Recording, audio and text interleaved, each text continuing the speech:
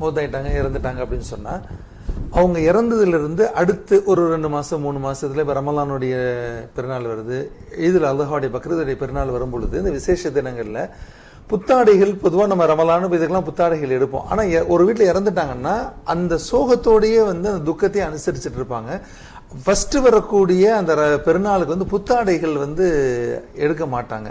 அப்ப இந்த ஒரு நம்பிக்கையும் இஸ்லாத்துல இருக்குதா? அப்படியெல்லாம் கிடையாது. ஆனால் தாங்க சொல்கிற நடைமுறை பல ஊர்களில் இருக்குது. ஏன்னா அந்த சமூக ரீதியில் இந்த கருத்து திணிக்கப்பட்டுச்சு. முதல் பெருநாளாக இருந்தால் புத்தாடை அணிய மாட்டாங்க, இந்த மாதிரி இருப்பாங்க. அப்படியெல்லாம் இருக்கக்கூடாது. மார்க்கத்தை அப்படி இல்லை. ஏன் நம்ம இறந்து போனாங்கல்ல, இல்லாமல் போகிறதா? இல்லை, நம்ம விட்டு முந்தி போயிட்டாங்க, நம்ம பின்னால் போகிறோம். எல்லாம் ஒரு இடத்துக்கு தானே போக போகிறோம். இனி அவங்க போயிட்டாங்க, இனி அவ்வளோதாண்டி இல்லையே.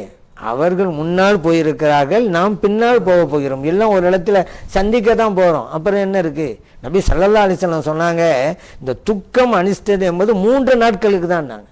ஆனால் கணவனை இழந்த பெண்ணாக இருந்தால் 4 மாதங்கள் 10 நாட்கள் இதாவுடைய நாள்.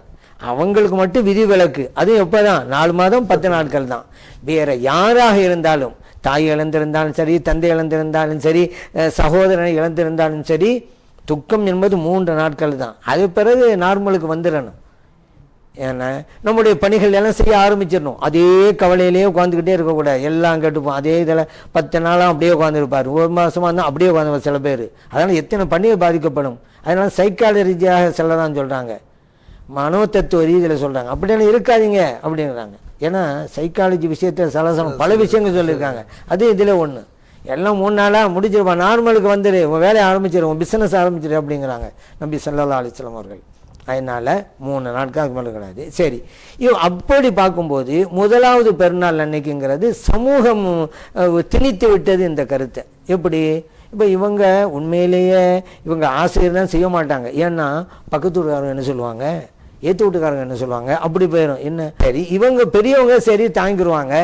சின்ன பிள்ளைவெல்லாம் அதுக்காக அந்த சின்ன பிள்ளை தெரியுமா தத்துவடி அவன் எவ்வளோ பாதிப்புக்குள்ளாகுவான். ஆனால் இன்றைக்கி சில பேர் என்ன செஞ்சிடறாங்க, இந்த கருத்து உள்ளவங்களை கூட சின்ன பிள்ளைகளுக்கு வாங்கி கொடுத்துட்றாங்க. சின்ன பிள்ளைங்க கேட்பாங்கன்னு இவங்க மட்டும் அப்படி செய்யாமல் இருக்கிறாங்க. அப்படி செய்ய தேவையில்லை. ஆனால் அப்படி ஒரு முடிவெடுத்தால் அது மார்க்க ரீதியில் தவறு இல்லை. ஆனால் அந்த அன்னைக்கு செய்ய வேண்டிய சுன்னத்து இருக்கிறது அல்லவா? இருக்கிற உடைகளிலேயே சிறந்த உடை அணிய வேண்டும் என்று நபி ஸல்லல்லாஹு அலைஹி வஸல்லம் சொல்லிட்டாங்கல்ல. அதனால் அதை விட்டதாக கருதப்படுமே தவிர குற்றம் அல்ல. அந்த நிலையை தேர்ந்தெடுத்தால் அதை நீங்கள் பாவம் செய்யணும்னு சொல்ல தேவையில்லை. ஆனால் அந்த நிலையை எடுக்க தேவையில்லை. இப்படி ஒரு நிலை எல்லாரும் செய்ய ஆரம்பிச்சுன்னா பிரச்சனை வராது.